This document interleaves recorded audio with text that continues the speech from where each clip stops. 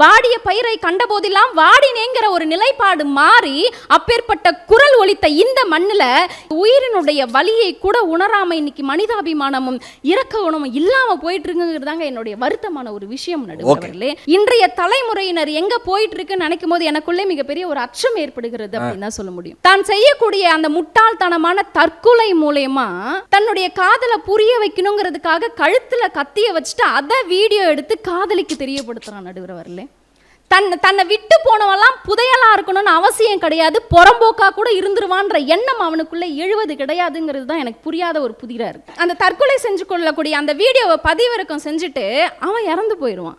ஆனால் ஒரு விஷயம் இந்த இடத்துல யோசிச்சு பார்க்கணும். ஆஃபீஸ்க்கு போன தன்னுடைய பையன் திரும்ப வருவாங்கிறதுக்காக வாசலையே நோக்கிட்டு அப்படியே விரிச்சு பார்த்துட்டு இருக்கக்கூடிய தாயினுடைய மனநிலை அந்த இளைஞன் எதிர்பார்க்கிறானா, யோசிச்சு பார்க்கிறானா? அதுக்கும் காரணம் என்ன தெரியுமா? இந்த செல்ஃபோன்.